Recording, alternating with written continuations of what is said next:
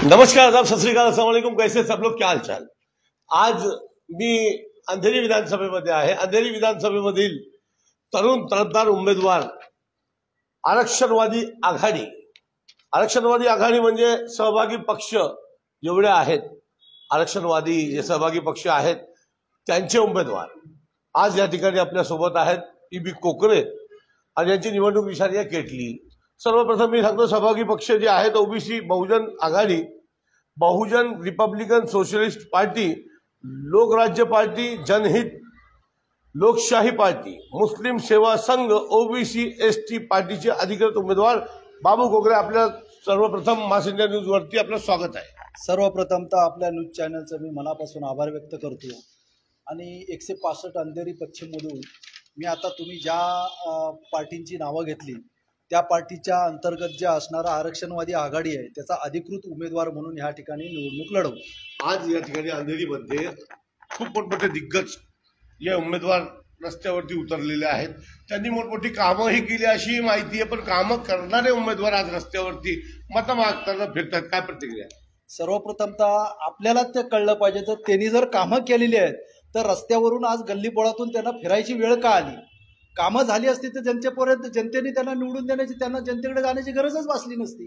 पण ते कुठेतरी कामं करण्यात कमी पडलेत म्हणून आज जनतेपर्यंत, सर्वसामान्यापर्यंत पोचायची वेळ आली।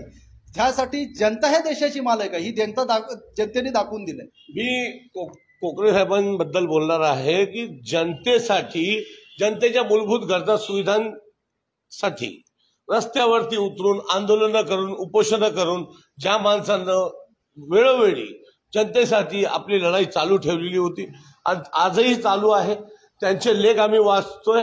त्यांचे लेख जे आहेत ते सोशल मीडियावरती खूप गाजतायत। त्याच्यामधले काही लेख मी काढलेले आहेत, त्या लेखवरती आपण त्यांना प्रश्न विचारणार आहोत। जाती जातीमध्ये आरक्षणाच्या नावे वाद लावून पोळी शेकतात कोण?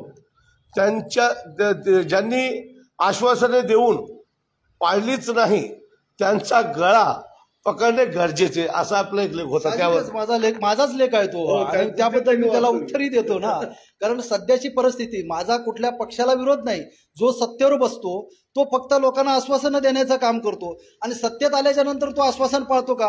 मग इथल्या धनगर समाजाचा विषय असेल, दलितांचा विषय असेल, मराठा समाजाचा विषय असेल, ओबीसीचा असेल, मुस्लिमाचा असेल, जे सगळे जे घटक आहेत या सगळ्या घटकांना निवडणुकीच्या आधी ते तुम्ही आश्वासनं देता आणि निवडून आल्याच्या नंतर काय तुम्हाला लखवा मारतो का? आश्वासनं पूर्ण का करत नाही?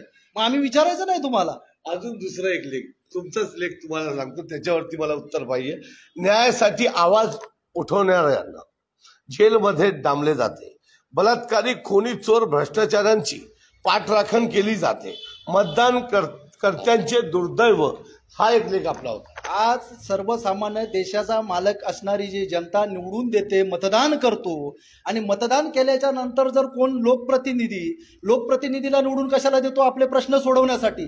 पण सध्या जर तो काम करत नसेल आणि विभागाचे प्रश्न सुटले जात नसतील म्हणून चळवळीतला एखादा कार्यकर्ता जर आंदोलन उपोषण करत असेल तर त्याच्यावरती खोट्या केसेस टाकून त्याला जेलमध्ये टाकला जातो आणि लोकांना फसवायची कामं केली जातात, लोकांवरती दादागिऱ्या केल्या जातात, गुंडशाही केली जाते, बलात्कार केले जाते, लोकांवरती हल्ले केले जातात। तशांना पक्षात घेऊन पुनर्वसन केलं जातं आणि त्याची पाठराखण केली जाते। तर साहेब, अजून एक, आता मी तुमच्या लेखवरतीच प्रश्न विचारला।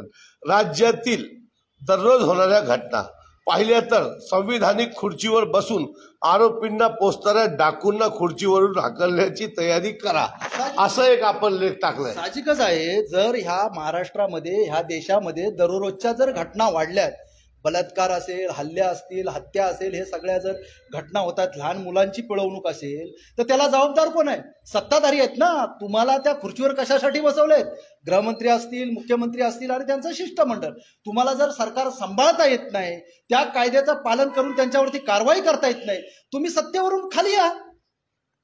विधानसभेत निवडणुकीला तुम्ही डोळ्यासमोर ठेवून जे लेख आता आज काल परवा जे टाकलेत त्यामधला अजून एक लेख, सर्व योजनांचा विधानसभा निवडणूक पर्यंत पाऊस पडेल, एकदाची निवडणूक संपली की भिकेला लावतील, मागील दिवस आठवा, हा कसा? साहजिकच आजपर्यंत दिलेल्या आश्वासन कोणतं पूर्ण केलं ते त्यांनी सांगावं। निवडणुकीच्या आधी आश्वासनाचा पाऊस पडतो, निवडणूक झाल्या की सर्व योजना दिलेली आश्वासनानं कचऱ्याच्या डब्यात टाकली जातात. मग ती वस्तुस्थिती मी मांडण्याचा प्रयत्न केलाय, कारण जनतेला फसवायची कामं चालू आहेत. तेव्हा मी मतदारांना सांगू इच्छितो, ह्यांच्या फसवणुकीमध्ये तुम्ही गुरफटू नका. तुम्ही स्वतः सुज्ञ आहात. तुम्हाला विचार करायचा आहे की हे मतदानाच्या नंतर आमच्या बाजूने उभे राहणार असतील आणि योजना जर चालू ठेवणार असतील तर आज त्यांच्याकडून तुम्ही तसा बॉन्ड लिहून घ्या. आणि ते जर बॉन्ड लिहून देत असतील की उद्या जर आम्ही तुमची फसवणूक केली तर आम्हाला सरकारमधून खाली खेचण्याचा अधिकार जनतेला असेल, आमच्यावरती गुन्हे दाखल करण्याचा अधिकार जनतेला असा असेल. बॉन्ड तुम्ही लिहून दिला का? मी वचननाम्याचा माझा बॉन्ड बनवलेला आहे आणि तो तुमच्या स्वाधीन करतोय. तुम्ही वाचून दाखवा, म्हणजे मी कदाचित खोटं सांगेन. आज 500 रुपये त्या बॉन्ड पेपरवरती त्यांनी जाहीर वचननामा लिहून दिलेला आहे. हा पहिला उमेदवार मी बघतोय की त्यांनी वचननामा, या अंधेरीमधील उमेदवार आमचे कोकणे साहेब, की त्यांनी वचननामा डायरेक्ट ते लिहून दिलेला आहे की शपथपत्र जे आहे ते माझ्या हातात आहे. त्या शपथपत्राच्या नंतर आम्ही जे काही उल्लेख आहे त्याच्यामध्ये ते सांगतो. हा एक प्रश्न राहिलेला आहे, तो प्रश्न पहिला विचारून घेतो. खूप मोठा प्रश्न आहे. यांचे जे लेख आहेत ते लोकांच्या उमेदवारांच्या मनावर टोचणारे आहेत.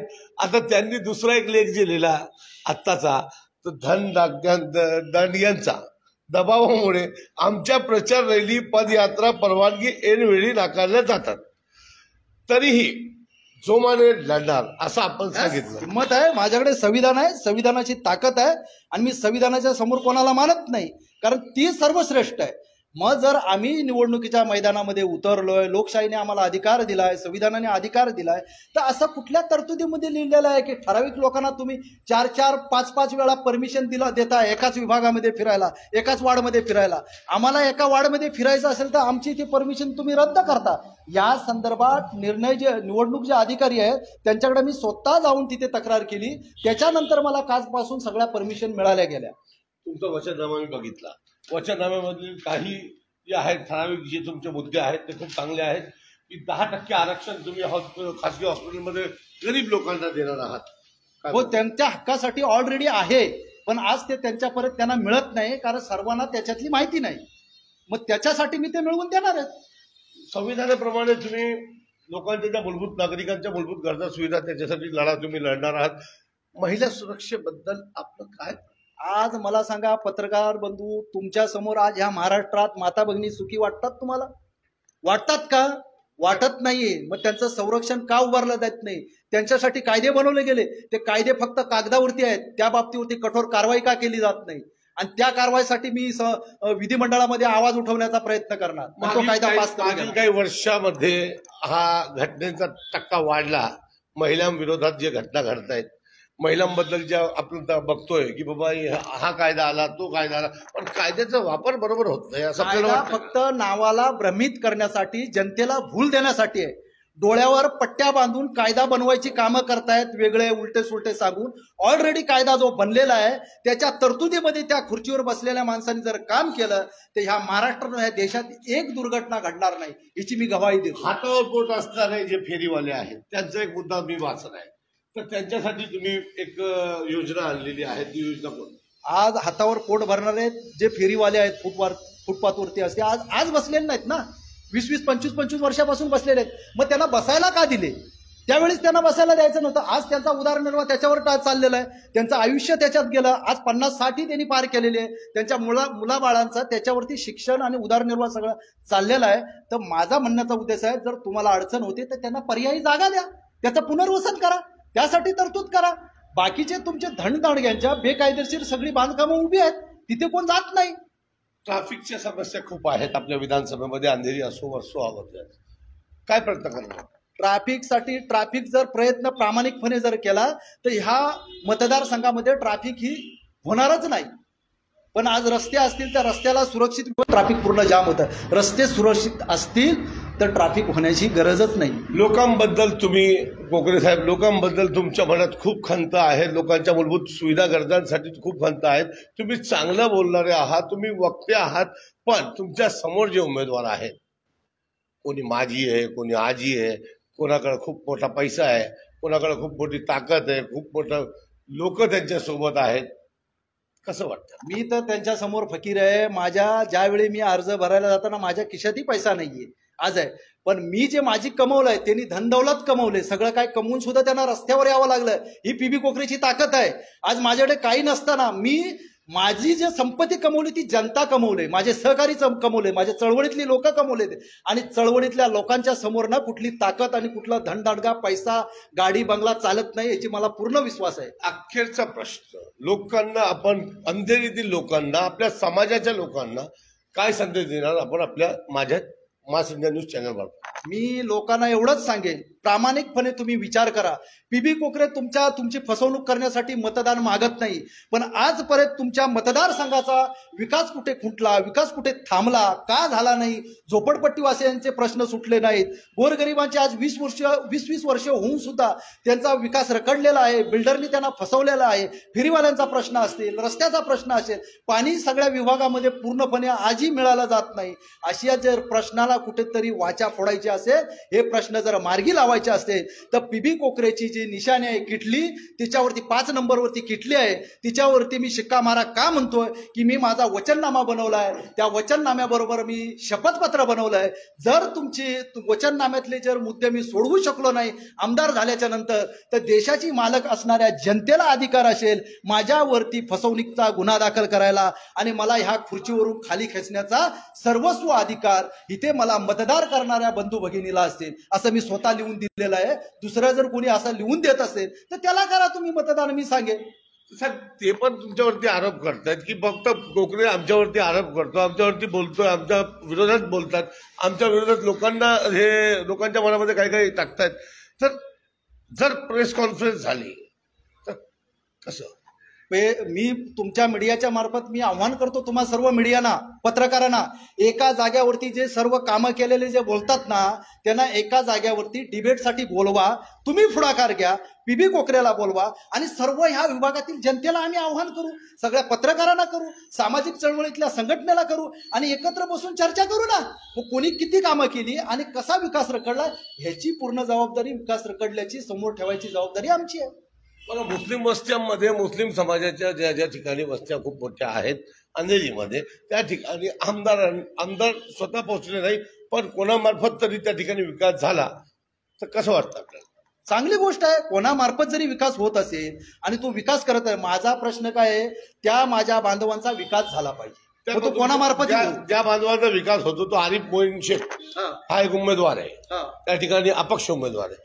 त्याच्या मार्फत खूप काही चांगले कामं त्या ठिकाणी आम्ही बघून आलो. प्रत्येक छोट्या छोट्या सोसायटीमध्ये, गरिबांमध्ये त्यांनी चांगली कामं केली, पण फंड जो आहे तो तिकडून येतो असे आरोप लोकांच्याकडून येतात त्याच्यावर. फंड त्या पोटात भरपूर पडलेला आहे, पण फंड आणण्याची ताकद पाहिजे ना, फंड आणला पाहिजे ना. आमदार खासदारांचे कधी कधी फंड तसेच मागे जातात, कारण कामं होत नाहीत लोकांची. काम करून घेणारा पाहिजे. जो काम करून घेणारा असेल तो कोणत्याही आणि काम करणारा असेल तो कोणत्या पार्टीचा असो, अपक्ष असो या अपोजिशन पक्षाचा असो, त्याचं आम्ही अभिनंदन करतो आणि त्याचं स्वागत करतो.